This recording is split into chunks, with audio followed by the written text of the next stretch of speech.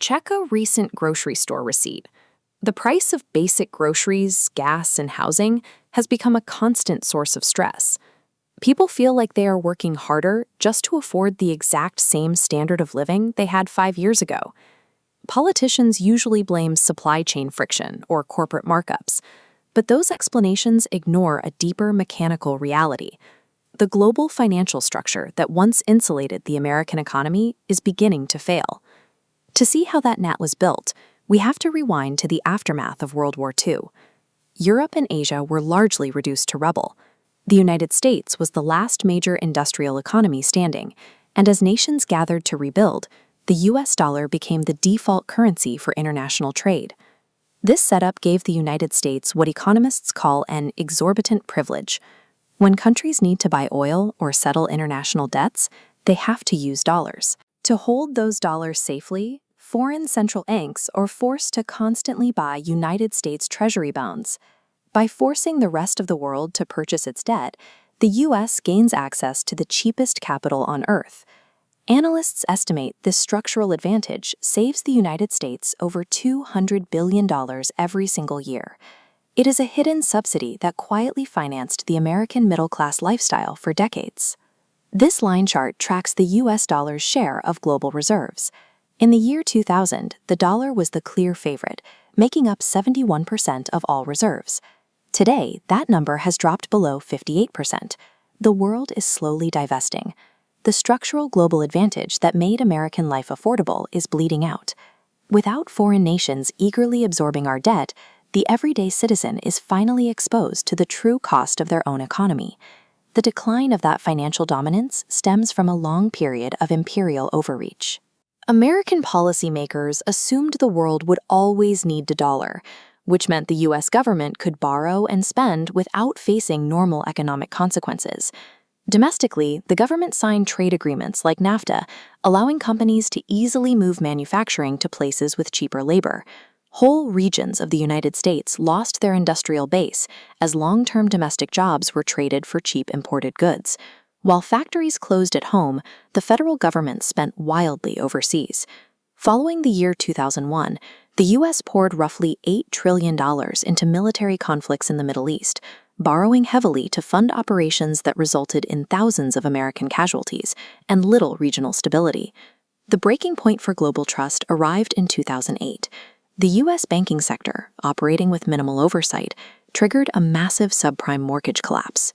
Because the global economy was anchored to Wall Street, the contagion spread immediately, dragging European and Asian markets down with it. Decades of geopolitical hubris acted as a hidden tax. The government weakened its own working class from the inside, while proving to international allies that Washington was an unreliable, reckless steward of the global economy. The ultimate trigger for global action happened in 2022. The United States and its allies froze roughly $300 billion in Russian sovereign assets and cut the country off from SWIFT, the main messaging network for international banking. This maneuver sent a very clear signal to every central bank on Earth. The financial system they rely on to survive can be switched off overnight if they fall out of favor with Washington. Central banks immediately scrambled for backup plans. To secure assets that couldn't be frozen by a foreign power, countries began buying physical gold at the fastest pace in modern history. Then the political resistance organized. The BRICS alliance, originally Brazil, Russia, India, China, and South Africa, expanded to include major energy producers like Saudi Arabia and the United Arab Emirates, creating a formidable bloc representing nearly half the world's population. To trade safely within this bloc, they needed new infrastructure.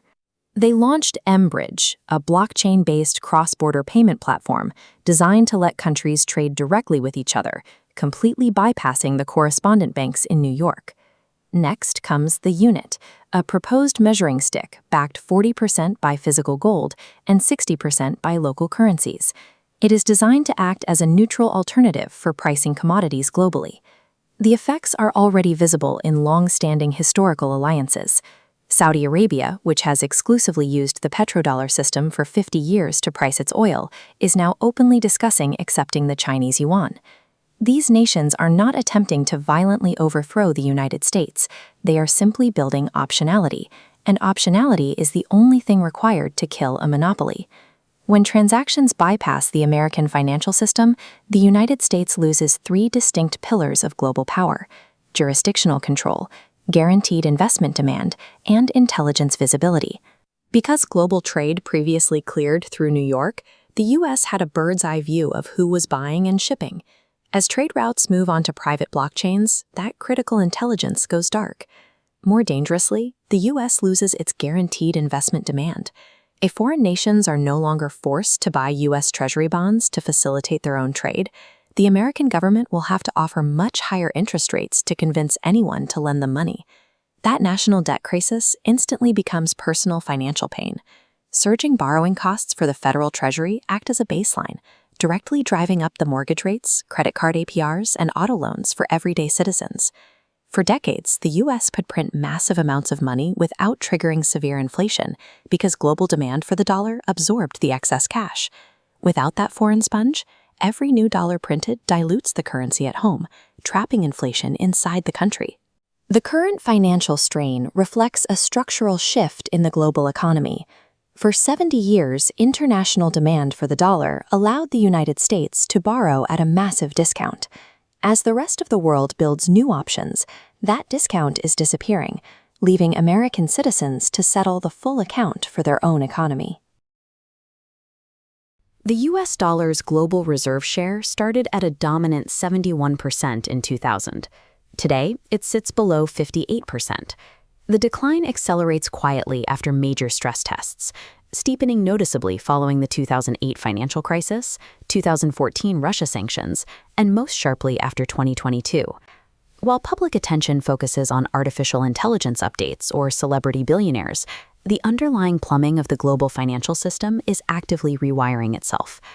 Being the global reserve currency forces every other country to hold dollars to conduct business. It gives America access to the cheapest capital on Earth. Losing that status removes the subsidy that has underwritten the American standard of living for over 80 years. After World War II, with much of Europe and Asia rebuilding from scratch, the United States was the last major economy standing. Washington stepped in to underwrite the reconstruction, setting up a system where the dollar became the default language for global finance. Economists call the result exorbitant privilege. Nations need dollars to buy oil, settle global trade, or pay international debts, so they are forced to buy U.S. Treasury bonds. This creates permanent demand for American debt, allowing the U.S. government to borrow money at significantly lower interest rates than any other country. This system yields a massive intelligence advantage. When a trade between two disconnected nations clears through a New York correspondent bank, it moves data alongside the money. The U.S. gains a real-time, bird's-eye view over exactly who is buying and shipping what worldwide. The post-war financial architecture established an American monopoly. It provided the framework for supreme jurisdiction, giving Washington the authority to dictate the rules of global commerce. Decades later, that structure is fracturing. The initial damage came from within. Political scientists call it imperial overreach, the point at which a ruling power overextends its military and economic resources, neglecting its domestic stability in the process. Following 2001, the global war on terror consumed immense national bandwidth. Decades of fighting in Afghanistan and Iraq cost over 7,000 American lives and saddled the U.S. with an estimated $8 trillion in debt, yielding little regional stability. At the same time, domestic policies began projecting instability outward. The 2008 financial crisis demonstrated lax regulatory environments in American banking could trigger global recessions. It proved the U.S. was a highly volatile anchor for the world economy. Domestically, free trade agreements accelerated deindustrialization. Manufacturing hubs in places like Michigan hollowed out as corporations relocated factories to Mexico and China for cheaper labor. This combination of exhausting overseas wars, financial crises, and millions of lost manufacturing jobs cultivated deep resentment at home. American voters began demanding isolationism, asking why the nation was paying the heavy costs of global leadership when the middle class was actively shrinking. Reacting to that domestic pressure, Washington started walking away from its historical role.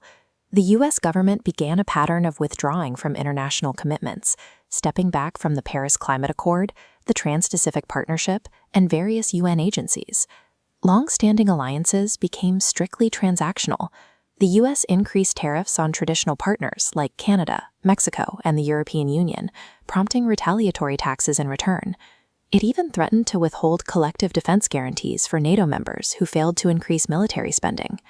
Stepping away from the costs of leadership inherently means relinquishing the power that comes with it. By voluntarily withdrawing from the center of the international table, the United States opened up a massive geopolitical vacuum, giving ambitious rival states the space to move in. While domestic exhaustion drove America's retreat, aggressive foreign policy triggered an active pushback from the rest of the world. Washington weaponized the financial dominance it had left, forcing other nations to seek alternative systems.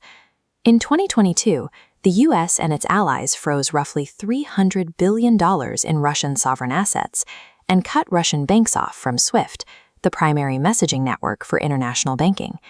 The scale of that financial exile sent a direct signal to every central bank on Earth. It demonstrated that the infrastructure they relied on for survival could be switched off overnight by politicians in Washington. Seeking security, emerging economies began coordinating. In 2024, the BRICS coalition expanded rapidly, bringing in major oil and trade powers like Saudi Arabia, the UAE, Iran, and Egypt. Collectively, this group now represents a quarter of the global economy and nearly half of the human population. By pooling their resources, these nations are building a financial shield designed to function beyond the reach of Washington's sanctions. One specific tool in development is known as the unit. It is a blockchain-based settlement mechanism designed to give BRICS members a neutral measuring stick. It allows them to price physical commodities, like oil, without quoting them in dollars. To establish trust without U.S. backing, this new unit of account is designed to be anchored 40% by physical gold and 60% by a basket of local BRICS currencies. It pairs with infrastructure like mBridge, a cross-border payment platform that allows countries to settle trades directly with one another, completely bypassing correspondent banks in New York. If major international transactions successfully route around U.S. infrastructure, the American monopolies on trade data and regulatory enforcement disappear. The exorbitant privilege that funded decades of cheap borrowing begins to evaporate. The United States is not going to disappear tomorrow. It still controls roughly a quarter of global GDP, and its military footprint remains vast. But for the last 80 years, nations routed their wealth through New York because there were absolutely no liquid, reliable alternatives. Today, trust in American fiscal policy and geopolitical neutrality is fractured, and the technical architecture for a parallel financial system is operating in pilot phases. In economics, optionality kills monopolies. The United States now has to navigate a multipolar reality, where its currency and its institutions are merely an option, rather than the only option on the table.